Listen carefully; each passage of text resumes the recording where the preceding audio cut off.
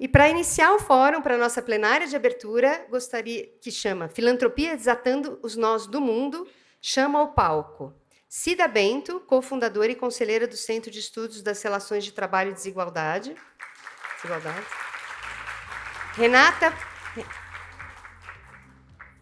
Renata Piazon, diretora-geral do Instituto Arapiaú.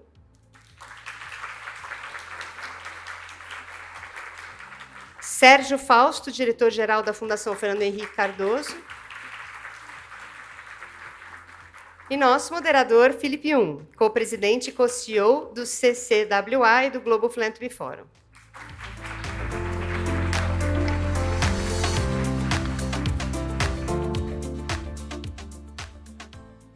Good morning, everyone. Good to be here. É ótimo estar aqui. É a primeira vez que eu venho ao Brasil e eu fiquei assim impressionado. Realmente tem sido uma grande honra estar aqui. Estar aqui em São Paulo, a primeira vez no Brasil. Eu queria agradecer a Ides e particularmente a Paula pela sua grande amizade nos últimos 13 anos para esse fórum global de filantropia. Gostei muito das nossas idas e vindas. Então, muito obrigado por estar aqui conosco. Eu fico muito contente de ser o moderador para essa primeira sessão desse Fórum Brasileiro de Filantropia, que é chamado de Filantropia Desatando Nós ao Redor do Mundo. Nossa, esse título é muito grande, não é? Para vocês que estão ali nesse mundo do streaming, eu vou dizer, eu sou asiático, estou com um terno azul escuro e eu não tenho cabelo. Ok?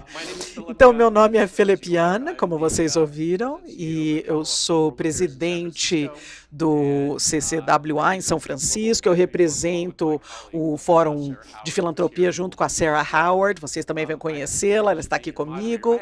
Eu sou moderador e eu tenho 3 funções aqui, 3. Em primeiro lugar, é ser o administrador. Então, desliguem o celular, porque nós vamos ter um formato onde os nossos convidados, a Renata Piazon, Cida Bento e o Sérgio Fausto, eles vão dar os seus comentários iniciais e depois vamos ter perguntas. Em segundo lugar, eu vou dar a vocês uma perspectiva global, como eu faço parte da filantropia global, né? Eu vou falar de várias ideias, vou tentar não falar demais. E a terceira função que eu tenho é realmente deixar o público, né, os nossos moderadores falarem, não só eu. Então, por favor, desliguem os celulares. Nós temos uma conversa muito interessante que vamos ter agora. E depois pediram para eu passar para vocês rapidamente, e muito rapidamente mesmo, eu vou falar da minha perspectiva global, o que está acontecendo no mundo. E a filantropia em relação ao seu mundo agora. Então, nessa perspectiva, eu queria fazer uma pergunta para todos vocês. Quantos de vocês acreditam que o mundo está uma bagunça? Levante a mão. Quanta gente acredita que o mundo está uma bagunça? Quantos acreditam que o mundo é bagunçado mesmo? Eu quero saber como é que a tradução vai ser disso aí. E quantos de vocês, agora sejam honestos, não sabem a diferença entre os dois? É uma bagunça e bagunçado. O meu pessoal não sabe. Vamos falar um pouquinho sobre isso depois. Então, a segunda pergunta que eu queria fazer é: quantos de vocês sentem ansiedade e preocupação? Ou sabem de pessoas que estão ansiosas e preocupadas com o mundo? Ok, são muitos, né? São muitos, e eu estava falando com algumas pessoas ontem à noite sobre isso. Então, é isso que eu queria dizer para todos vocês muito rapidamente. É um mundo novo, completamente novo. E tem 5 pontos que eu diria para vocês pensarem. E eu tenho certeza que o nosso público, né, vai explicar, né, por que esse é o caso. Tem 5 coisas que eu quero que as pessoas se lembrem. Uma é que o mundo agora mudou para sempre. Nós nunca vamos voltar ao que era, certo? Não é o negócio como sempre, né, o business as usual. O que funcionava no passado não vai funcionar no futuro. A terceira coisa é que A mudança está acontecendo mais e mais rapidamente todos os dias. Eu já estou no Vale do Silício e né, a cada 6 semanas tem uma grande mudança. Isso reescreve tudo. Então, por isso que eu falo para vocês, atuem rapidamente e agora. A quarta coisa, abrace o risco. Porque é isso que é necessário agora. Nós precisamos de uma ação com ousadia e vamos falar sobre esse ponto final. Também vamos falar mais sobre isso. Seria narrativas autênticas de esperança. Então, eu estou vendo uma forma de ver isso como uma forma de executar alguma ação. Então, com isso, e nós podemos falar sobre isso mais tarde também, por que o mundo está mudando, todos os motivos para isso, mas como eu disse, a minha terceira regra é sair do caminho o mais rápido possível para os outros falarem. Então, eu quero que vocês apresentem, né, com a bio, né, eu quero que a primeira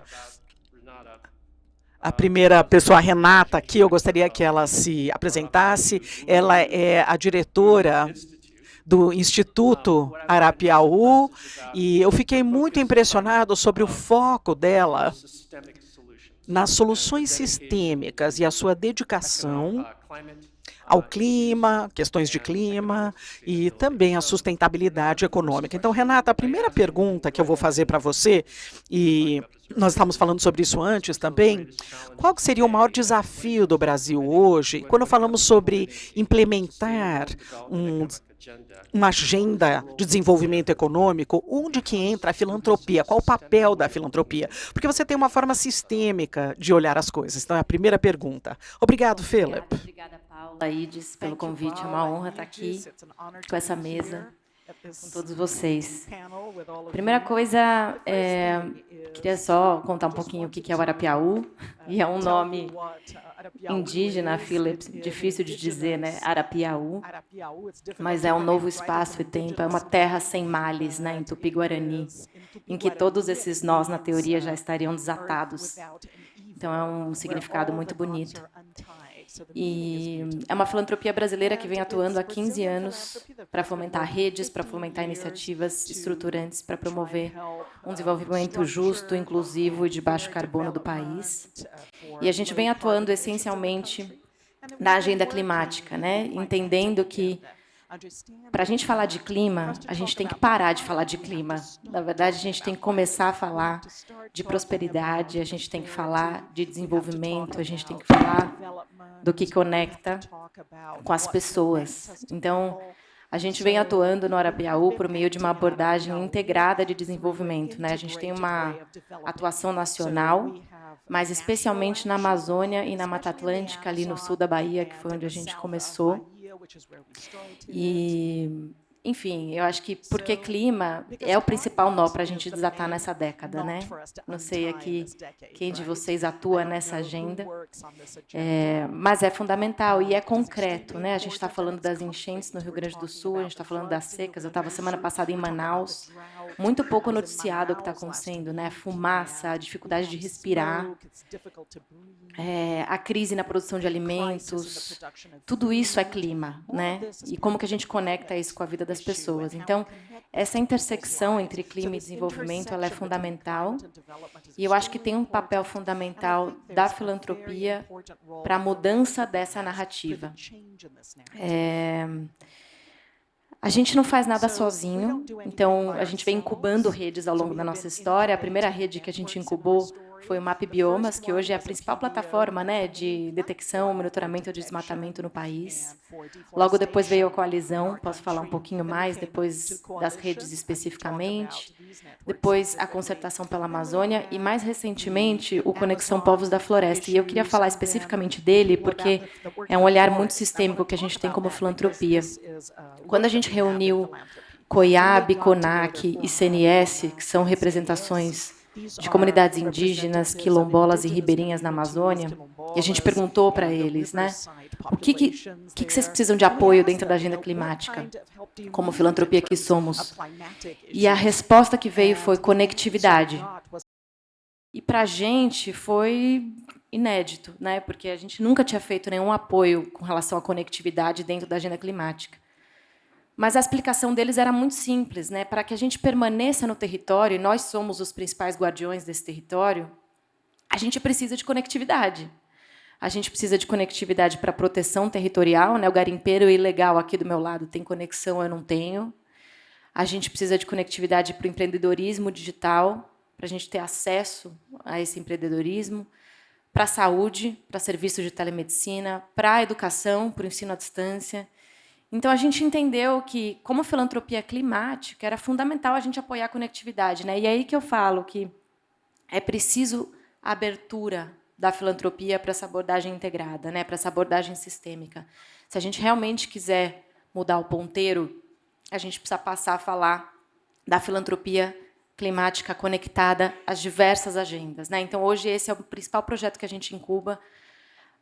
O objetivo é chegar em 5.000 comunidades na Amazônia Legal, 1 milhão de pessoas. A gente já está em 1.000 comunidades conectadas. E não é só levar a conexão, é formar a rede por meio da conexão com a liderança dos indígenas, quilombolas e ribeirinhos, né? Então, eu acho que pensar sistêmico como filantropia é pensar projetos de médio e longo prazo que tenham engajamento e liderança local e que coloquem as pessoas no centro da discussão. Então, a gente tem feito cada vez mais isso. E a última coisa que eu queria falar, que meu tempo está acabando, é que é muito importante a gente engajar com essa filantropia internacional, né? E a gente, como Arapiaú, tem feito cada vez mais isso. Quando a gente olha o último estudo que foi feito da Climate Works em 2022, foi investido entre 7 e 12 bilhões de dólares na agenda climática em 2022. Isso parece bastante, mas é 2% das doações globais, né? Então, ainda é muito pouco. Então, a gente precisa de um movimento, sem dúvidas, para que mais recursos cheguem no chão, mas a gente também precisa de um movimento para a combinação dos diferentes tipos de capital, porque não é só a filantropia que vai resolver esse nó sozinha, né? Então, a gente precisa combinar o capital da filantropia com o capital privado, com o capital público. A gente tem um exemplo bem-sucedido no Arapiaú, que foi um blended finance com o BNDES, que eu posso contar um pouquinho mais depois, mas foi o primeiro CRA sustentável do Brasil, que foi um crédito com contrapartida social e ambiental, com a Taboa, que é uma organização de microcrédito que atua no território, né, em desenvolvimento local. Mas a gente acredita muito nesses mecanismos de combinação de capital para a mudança sistêmica, né? E, para fechar, eu estava vindo aqui, estava um super trânsito para chegar aqui, né? E estava ouvindo um podcast do Por que o mercado errou de novo sobre o PIB, e com os dados recentes que saíram do PIB, né? E eu fiquei pensando da importância da gente, como filantropia, trabalhar a narrativa da inclusão do capital natural em métricas de riqueza e bem-estar do país, né? Se a gente colocasse a floresta como parte do PIB, o Brasil seria uma das maiores economias do mundo. Então, acho que a gente tem um papel fundamental na filantropia para a mudança dessa narrativa. Eu acho que o Philip falou, né? A gente precisa reframe, trazer essa narrativa de hope. E eu acho que essa narrativa de esperança ela vai vir também da filantropia, de pautar a nossa agenda de uma forma diferente. Meu tempo acabou. Obrigada. Okay, thank you. Vamos falar um pouquinho mais sobre essa narrativa. Eu acho que é muito importante para o público. E também é uma área nova, importante para as pessoas se concentrarem. Agora nós temos a Cida Bento. Olá, Cida, prazer. Ela é cofundadora e membro da diretoria do Centro de Estudos sobre Equidade, sobre inequidade e é uma das 50 pessoas mais influentes no mundo sobre essas questões de diversidade. Então, Cida, por favor. Bom dia. Eu quero começar parabenizando o IDES pelos seus 25 anos, e não é pouco tempo. Parabéns ao IDES, longa vida nessa missão que tem. Nos meus 7 minutos, eu gostaria de chamar a atenção de um ponto muito específico, que a gente possa efetivamente cruzar os desafios que nós temos no meio ambiente, na bioeconomia, com os desafios no campo da desigualdade. lembrar que nós somos um país muito diverso e que esta diversidade tem que contribuir para pensar o país. Mais de metade da população brasileira é negra. E não é isto que nós vemos nessa sala. Mas o problema não é essa sala. Em qualquer instituição onde eu vou, como eu trabalho por dentro de instituições, eu estou numa organização que trabalha essencialmente com pessoas brancas dentro de instituições, numa contribuição de que aquela instituição possa se tornar mais diversa, mais equânime. Então, nesse sentido, eu acho muito importante a filantropia, pensar que está num país com um pouco mais de 500 anos, e que quase 400 anos foi de escravidão negra, que temos a presença indígena quilombola viva, muito viva, o movimento de mulheres, e a filantropia precisa dialogar com essa realidade. É assim que a gente vai mudar nosso país. Né? Então, é muito frequente quando o filântropo chega ao Brasil e quer até apoiar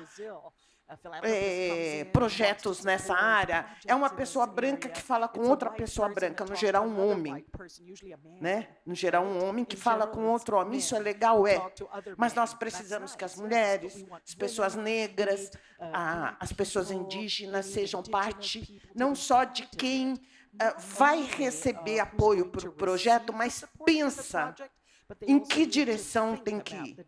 Então, se saber branco, majoritariamente branco, com uma caneta que influi muito no país, caneta que decide coisas, caneta que pode acionar poder público, a iniciativa privada, movimentos sociais em geral, se saber, ter essa carta na mesa, ajuda a perceber quando é que nós, enquanto parte interessada, até quando eu acho e entendo que esse movimento pode avançar. Né? Até quanto eu fortaleço o movimento indígena, as agendas indígenas que podem ferir quais interesses de pessoas, de organizações que eu conheço. Então, colocar essa carta na mesa ajuda a gente. Colocar essa carta na mesa ajuda, principalmente, a pensar como é que toda ação tão importante que a filantropia pode fazer diminui as desigualdades, né? Diminui a violência, ajuda o país a caminhar para uma dimensão cada vez mais democrática, conversando as diferentes partes. Né? Não há democracia com racismo, com machismo, com homofobia, não há. Então, estar aqui, para mim, é estar conversando e estar atenta de não deixar de dizer aquilo que meu coração diz que a gente precisa conversar, que é pensar que essa sala não é branca gratuitamente, que as canetas não é poderosa gratuitamente, tem uma história que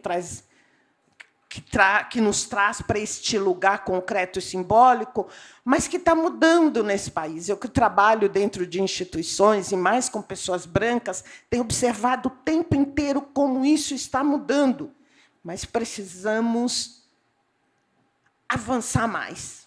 O Brasil pede um ambiente em que as pessoas conversem mais, os diferentes segmentos, sindicais, empresariais, governamentais, negros, LGBT, brancos. A gente precisa sentar mais junto, não para colocar a pauta só para ser negociado nos espaços brancos, mas estar lá tomando decisões juntas.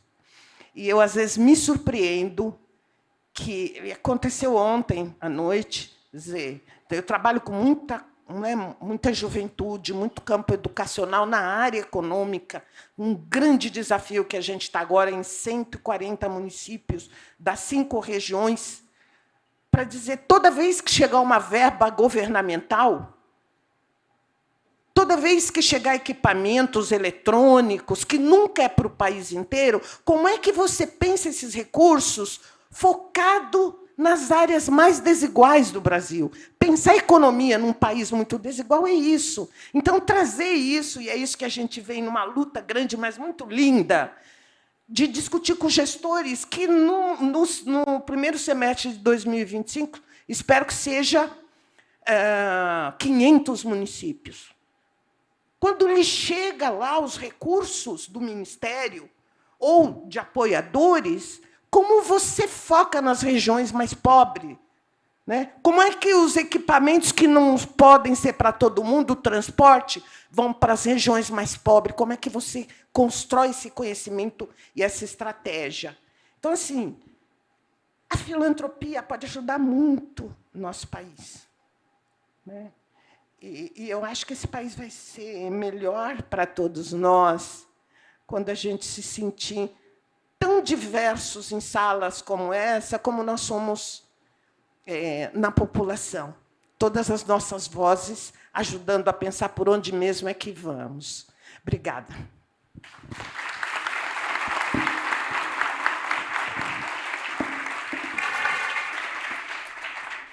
Our third speaker is Sergio. E agora nós temos o Sérgio Fausto, nosso terceiro palestrante.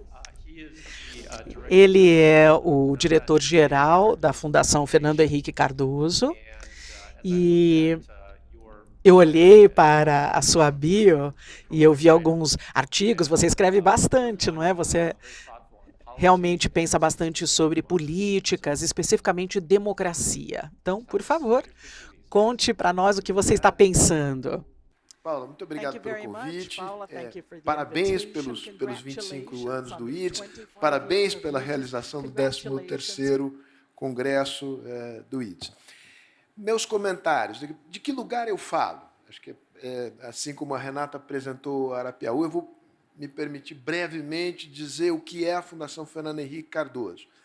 A Fundação Fernando Henrique Cardoso é, ao mesmo tempo, um museu, um acervo da documentação do presidente Fernando Henrique, da doutora Ruth Cardoso e de algumas figuras públicas ligadas ao casal, mas é também um pequeno centro de pesquisa, de estudo e de disseminação do conhecimento, que tem no seu DNA, no centro das suas preocupações, a questão da democracia.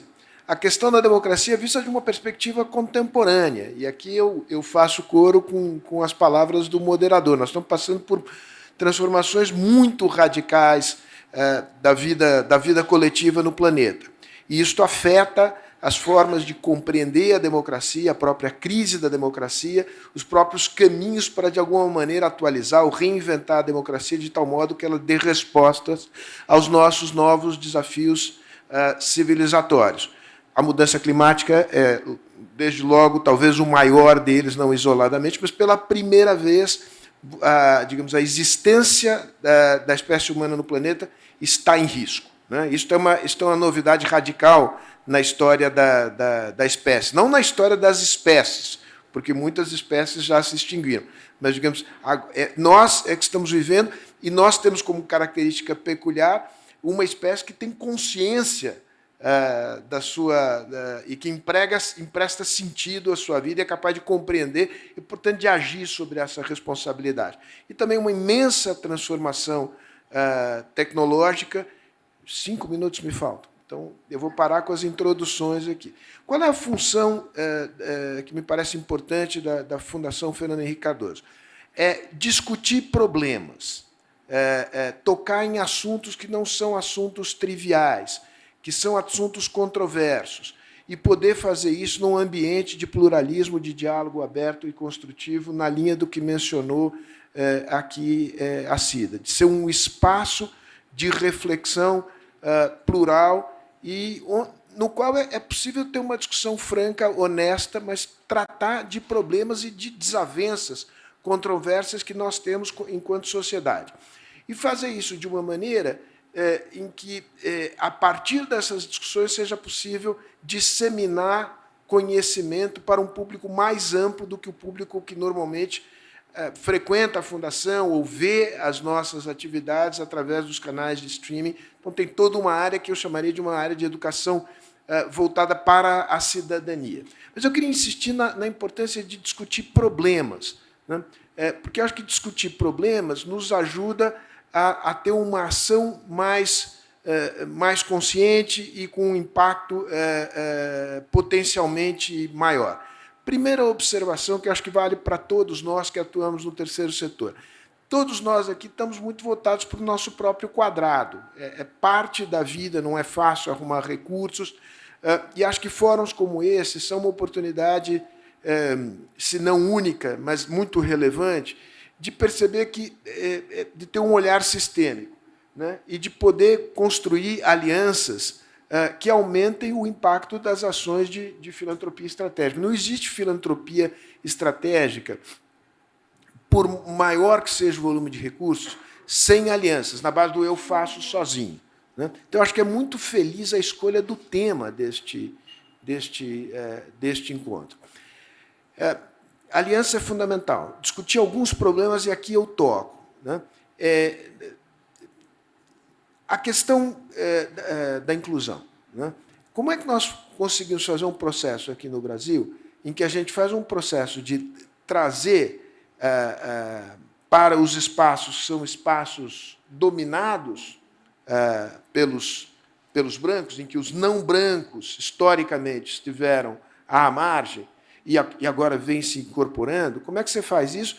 Mas, digamos, numa perspectiva de que teu objetivo único é criar uma cidadania de iguais, em que, obviamente, cada qual terá a sua identidade, é natural e deve digamos, ter orgulho disso, mas que nós nos encontramos na arena pública como cidadãos iguais, né, dotados de direitos iguais. Acho que esse é um processo importante e não está dado.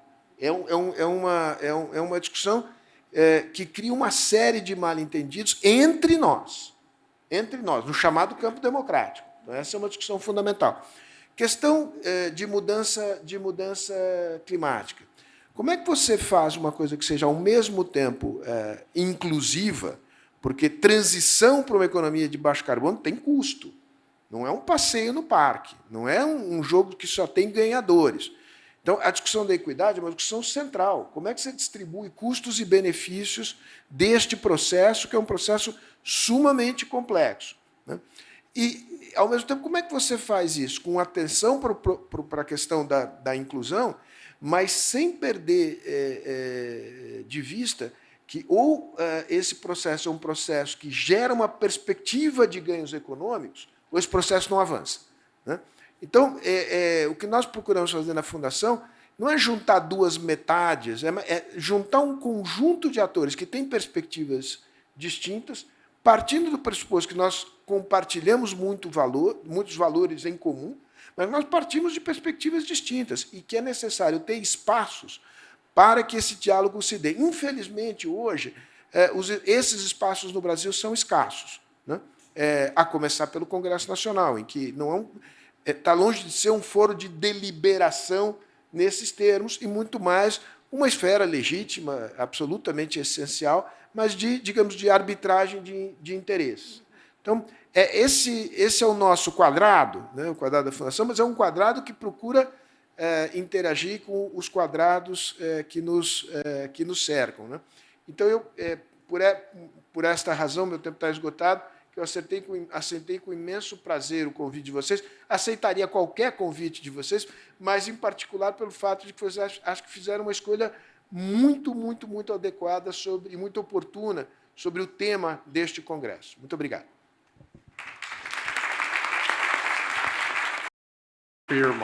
Muito obrigado pelos seus comentários. Então, eu vi muita gente acenando com a cabeça. E deixa eu falar uma coisa para você, Renata. Essa ideia, a ideia de que no mundo antigo, do jeito que as coisas eram, o governo fazia a parte dele, o negócio fazia a parte dele, a filantropia, a parte acadêmica também, faziam suas coisas e todo mundo separado. E uma das coisas, eu trabalhando nessa área financeira, eu vi que a inovação vem quando pessoas inteligentes em espaços intelectuais diferentes compartilham ideias. E eu, pessoalmente, nunca tive uma ideia original, eu sempre peguei de outro lugar. Eu pegava emprestado. Então, Renata, você fala sobre, o Sérgio, né, falou sobre coalizões e chegando para pessoas diferentes. Para você falou sobre coalizões e redes dedicadas ao clima e também questões da floresta. Será que você poderia falar um pouquinho mais sobre isso, falar mais sobre, para a filantropia aqui, como o pessoal poderia se envolver? Vou comentar antes rapidinho uma coisa do Sérgio que acho que é muito importante, né? Esse olhar econômico para a agenda climática. Semana passada eu estava em Manaus com um empresário da região e ele falou para mim, Renata, ninguém se importa com a Amazônia aqui, ninguém está nem aí para a floresta, né? O que a gente quer é ganhar dinheiro e a gente precisa arrumar uma forma de ganhar dinheiro com a floresta em pé.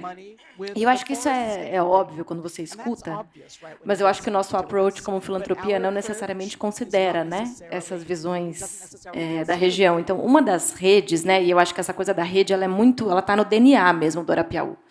A gente não faz nada sozinho, a gente quer articular filantropia, sociedade civil, setor privado e governo em busca de soluções que sejam convergentes.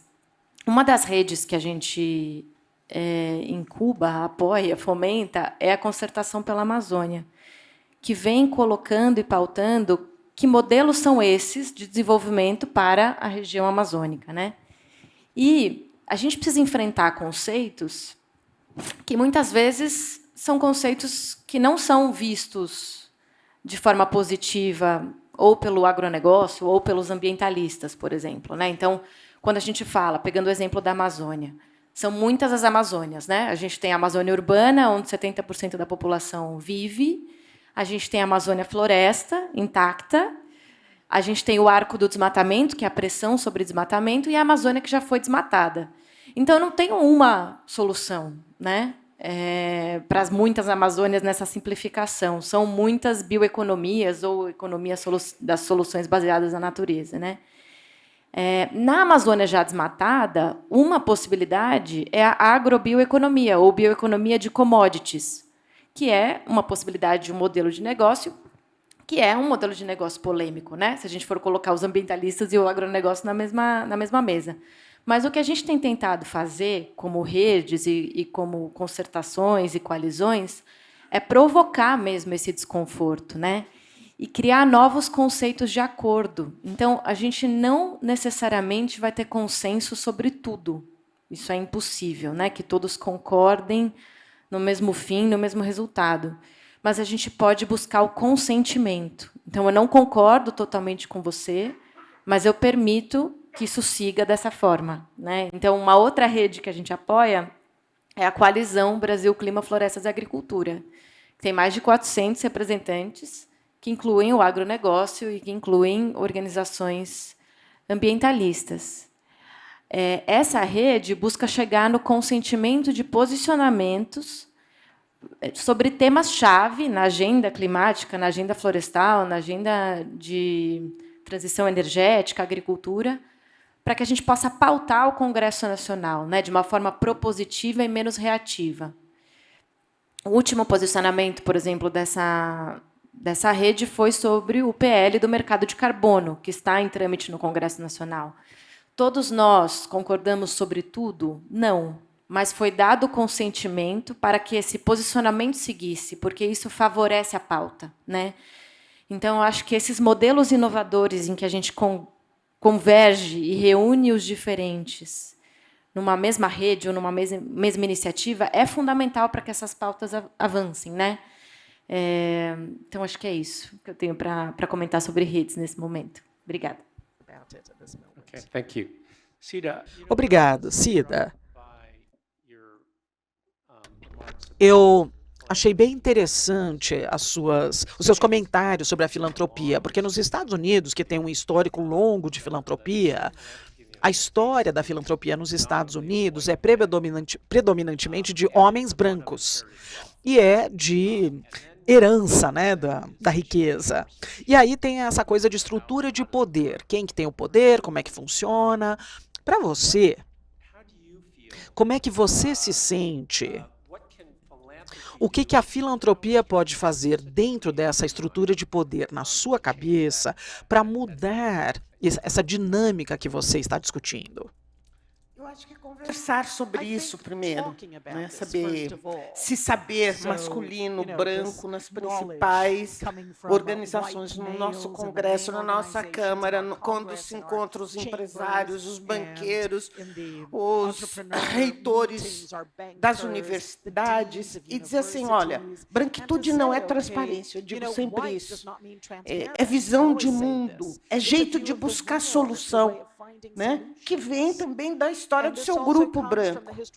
Então, assim, se saber branco e podendo acessar qualquer dimensão de uma maneira diferenciada no Brasil, todos esses que eu falei, os desembargadores, você, com a caneta na mão, você pode fazer isso. É muito importante se você quiser mesmo mudar, ajudar o Brasil a mudar. Então, no meu entendimento, eu concordo muito quando o Sérgio fala, como é que e também, Renata, que a gente tem que sentar junto. Tem a ver com a sua primeira pergunta. Somos um país bagunçado? Quanto mais, neste momento, os diferentes segmentos conversarem, melhor para o Brasil, porque a gente precisa de coletividade para encontrar o melhor caminho para o nosso país. E eu penso que qual é o outro caminho? Quando, às vezes, eu vejo conversas do presidente com segmentos parlamentares que ficam só no toma lá, dá cá, quanto você me dá para votar coisas de interesse do país, eu fico muito brava. Mas nós escolhemos a democracia, porque seria execução sumária para gente que não gosta do Brasil e sai da sua função, lida com o dinheiro público de uma maneira que a gente assiste na televisão que está incorreta, e a gente fica em casa sofrendo com isso. Não, nós escolhemos democracia. Vai ter que todo mundo conversar com todo mundo. E aí, o que eu sempre acho importante é que as cartas estejam na mesa, porque a gente vê, como o Sérgio falou, a gente se vê como parte interessada em dirigir as soluções para esse ou aquele caminho. E a gente pode conversar sobre isso, abrir mão de algumas coisas, nunca é consenso, mas a gente está no diálogo democrático, assim que penso.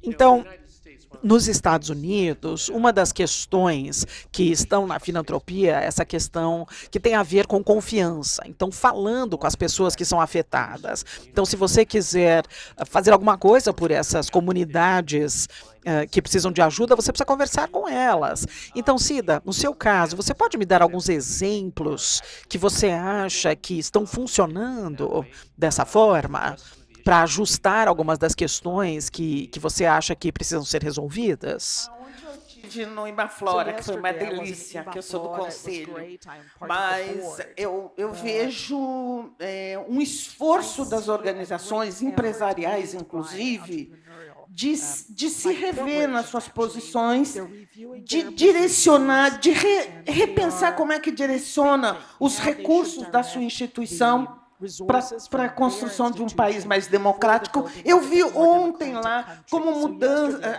vamos dizer, o combate à mudança climática podia ser casado, né, com cuidados com comunidades quilombolas indígenas. Tem um grupo reunido neste momento em Brasília de filântropos que estão conversando com as comunidades para buscar soluções. Eu acho o país, nesse momento, muito movimentado sobre isso, mas gostaria de mais. Mas eu só finalizo para você com um desconforto que sempre me dá. As minhas amigas brancas de organizações similares são sempre quem me aciona sobre um filântropo. Eu pergunto para elas, como é que os filântropos procuram você? E é você que me diz, me compartilha o contato para eu procurá-lo. Como é que eles procuram sempre vocês? Porque eu rarissimamente não acho que sou eu.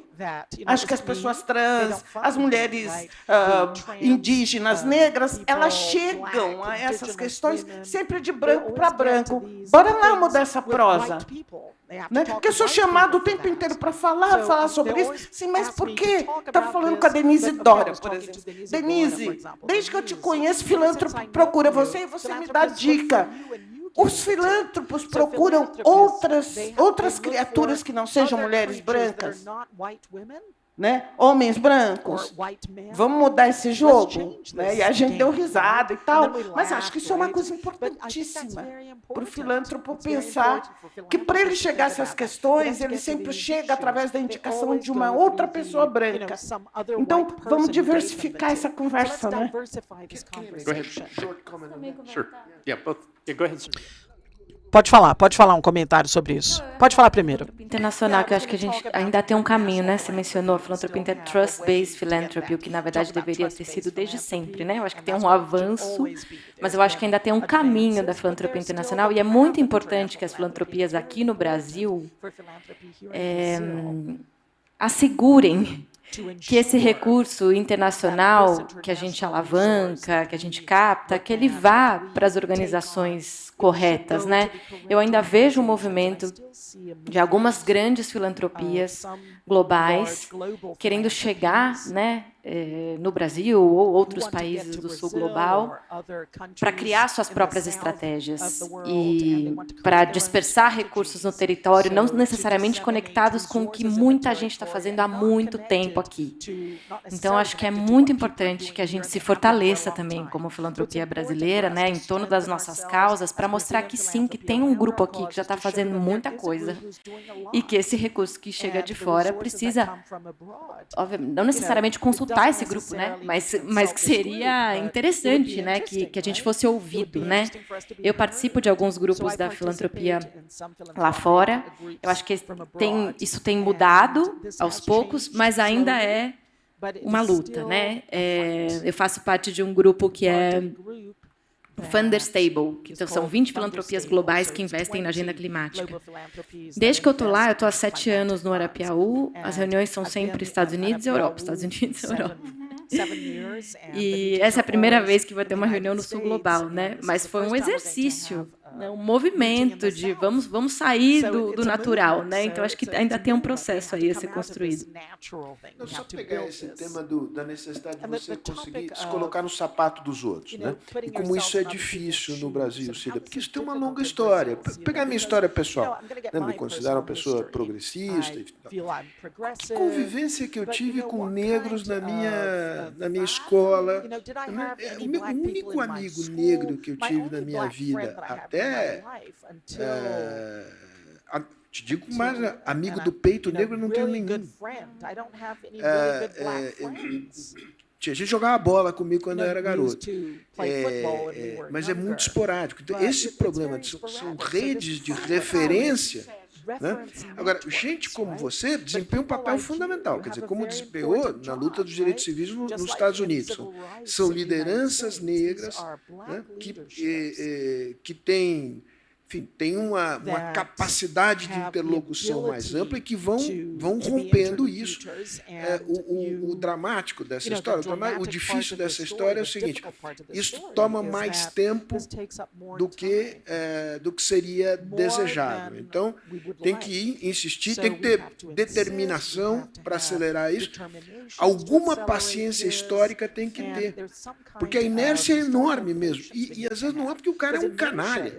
O problema é o seguinte: aquele está tão internalizado, a sua rede de referências, né? São as redes de referências que ele construiu ao longo da vida, que isso demora a mudar. Eu acho que isso no Brasil, o dado positivo é que devagar, mas está claramente mudando.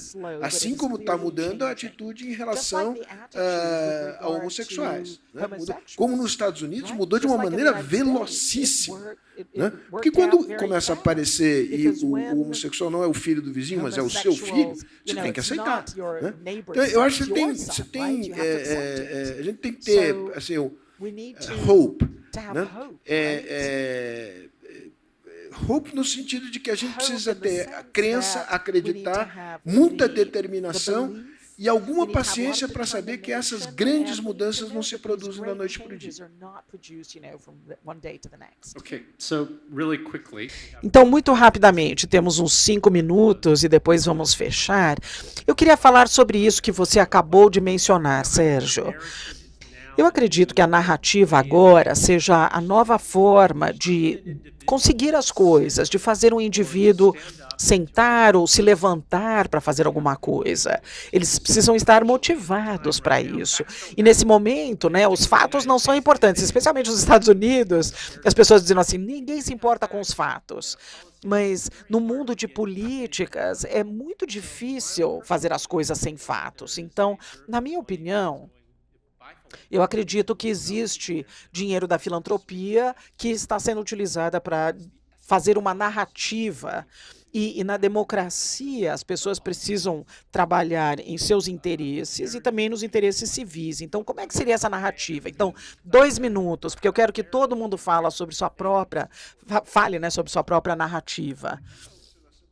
É que eu sou a pessoa, digamos, menos indicada para falar sobre isso. Eu tenho um treinamento acadêmico, toda a minha argumentação é racional.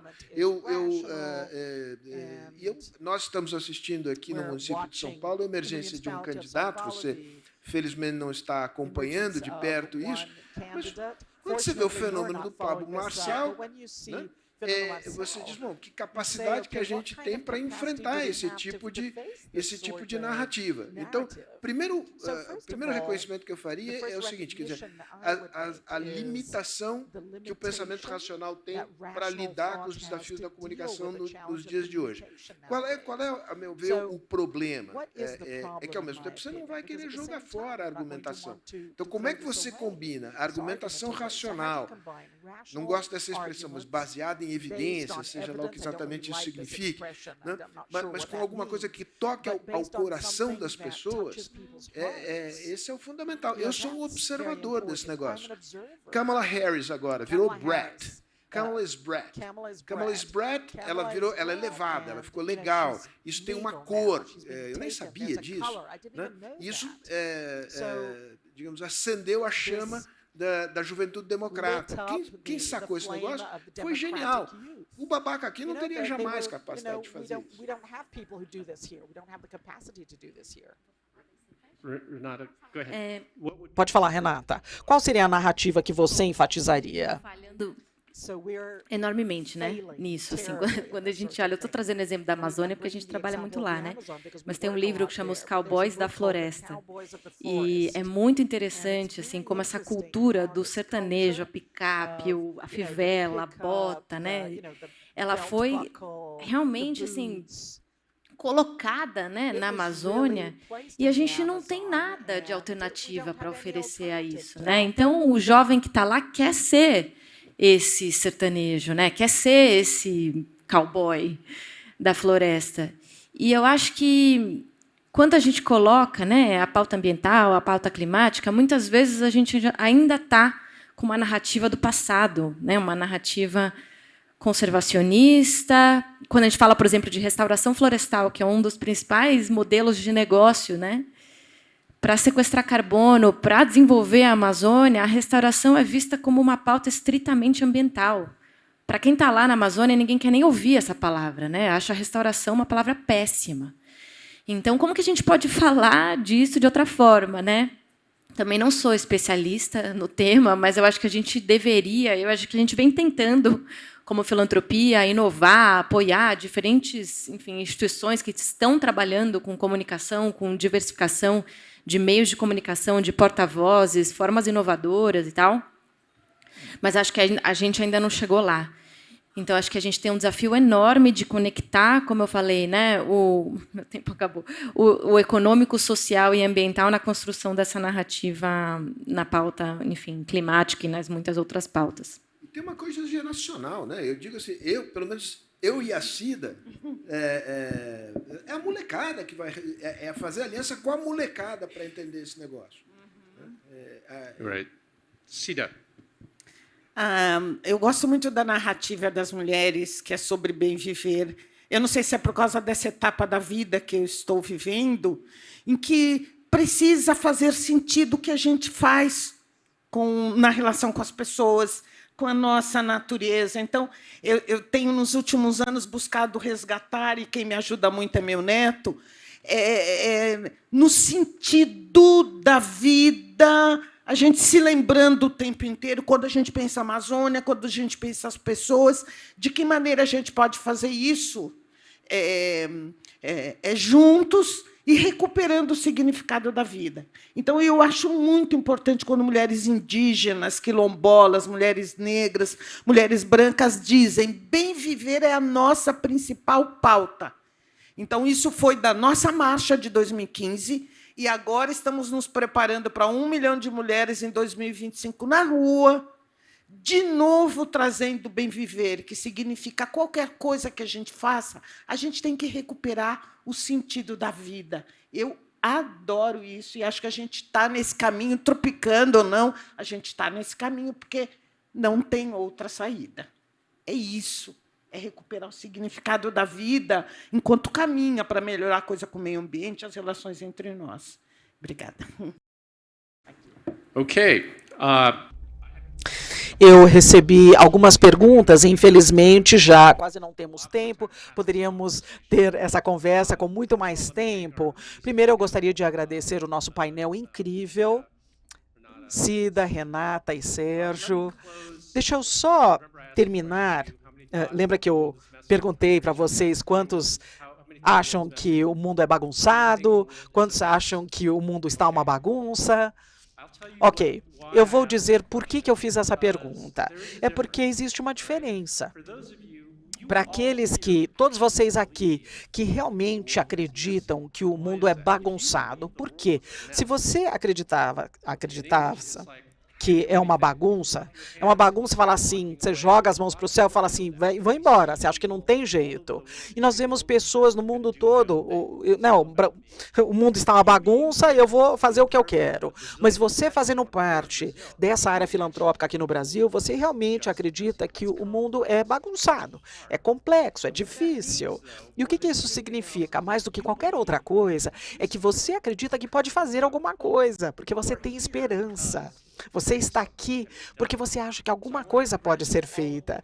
Então, eu queria dar os parabéns a todos vocês por estarem aqui, e especialmente os nossos panelistas por serem exemplos do que uma pessoa pode fazer. São exemplos disso. E tudo que nós podemos fazer coletivamente para tornar esse mundo melhor. O que nós estamos falando hoje, nesse novo mundo que está surgindo, é um mundo novo, é um novo sistema operacional. E nós, da filantropia, precisamos fazer o quê? Precisamos pensar sobre as novas regras. Quais serão? Qual será o pacto social que nós teremos como humanos? Então, eu me sinto muito bem, sobre o grupo de pessoas que estão aqui, porque vocês vão formatar essas regras, e eu tenho confiança de que vai ser um futuro muito positivo. Então, agradeço muito os nossos panelistas por essa ótima conversa, e muito obrigada a todos por estarem aqui.